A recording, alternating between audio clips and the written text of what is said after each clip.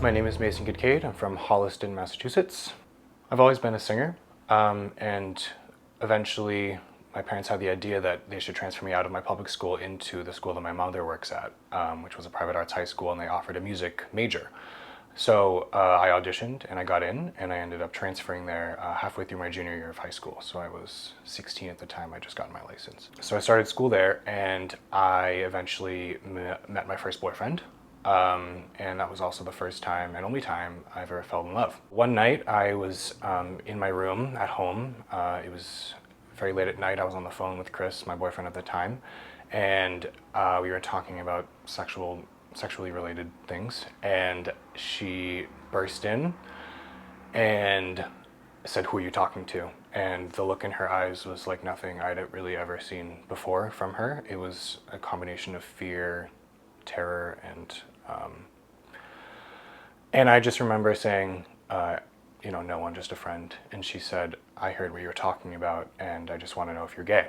And I said, I don't know. I don't recall exactly how the rest of the night went, but she closed the door, and I just remember knowing that it would never be okay. It did come as a bit of a shock to hear her really react so negatively when she heard me talking to a guy in that kind of way. I got accepted and went to McGill University, where I studied voice. Eventually, at the end of October, on Halloween of 2011, I went into my best friend's room, who conveniently lived with me at the time, and I was crying, and I said, "Mike, I really have to talk to you. I have to talk to someone." And I just told him, I don't know what's been going on with me, but I don't know, I haven't been myself, but I just have to tell you that there's no way that I'm straight. I haven't, fully figured it out, but, and I'm afraid. He wasn't a super emotional guy, but he just started crying, and he said, "Mason, I don't care that you're gay. That doesn't change our relationship. It doesn't change who you are. You're still you, and I just want you to be able to love and respect yourself the way that everyone else does." So with that, I started to get my confidence started to come back, and I started to get rebuilt, and I started to very slowly tell friend by friend the same story I told Mike, and the amount of love and support that I'd received from them was just what really got me through it. A few months after that, we're now in December of 2011, Christmas. I went home for Christmas break, and I was in the car with my dad, who just picked me up from the train station. And I said, I've done a lot of soul searching, and I just want you to know that I'm gay, and it's not been easy for me, given how mom has handled the situation in the past. And but I'm sick of living in the shadows, and I'm sick of lying to you, and I'm sick of lying to myself, and this is who I am. And he was actually really cool about it. He was like, "Wow, well, we'd had our speculations, but it's nice to get some confirmation. And, we still love you, and we still want to work through it." So that was the easy part, but then telling my mom was the harder part. When I told her, I said, I've done a lot of thinking, and I've realized that I'm gay, and I know that it's not what you want, but it is what it is. This is all that I am, and I don't know what else to tell you. She did a lot of crying, a lot of throwing things across the room, and saying things like, "Why would God give me a gay son?" And she spent the next year very confused, very angry.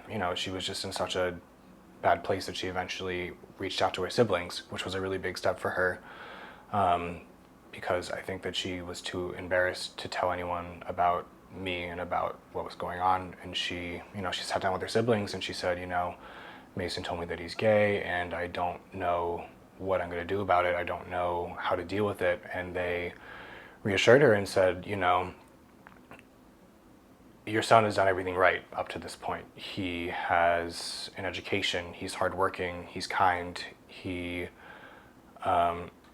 people that he comes in encounter with really, enjoy his presence. He hasn't been in trouble with the law, he doesn't do drugs. There's a lot of things he's done right, and this might be an obstacle, but this isn't the end of the world. It's just something that you're going to have to learn to accept." So that same night, she called me, and she was in tears, and she said, "Mason, I know that it hasn't been easy between us the last year or so, but I want you to know that I'm trying really hard to accept you, and I understand that I've made this about me, and I realize that this is all about you and your life and your happiness, and I'm willing to work through that because I do love you. After my mom gave me that call and told me that she was willing to work on our relationship and work on acceptance, that really gave me, the last boot of confidence I needed to start owning myself and owning everything that I was. Because, I think every kid at the end of the day wants to please their parents. And but what was interesting, what I learned about my mother is that at the end of the day, she's just a person, and she has her own values and beliefs, and I unintentionally went against those values and beliefs that she'd been so set on her entire life. And I think at the end of the day, my coming out really started to transition her into a new point in her life where she was able to become a more accepting and loving person. My advice to anyone going through something similar would be to give them time, and in the meantime, while it might be hard and a little bit awkward around your parents or whoever it might be, find people that do love you and that do respect you, and find things that you love to do and get really, really good at them and build your own confidence, because at the end of the day, you're going to go to bed with your own thoughts, your own feelings, and your parents are going to do the same. And if they love you, they'll come around.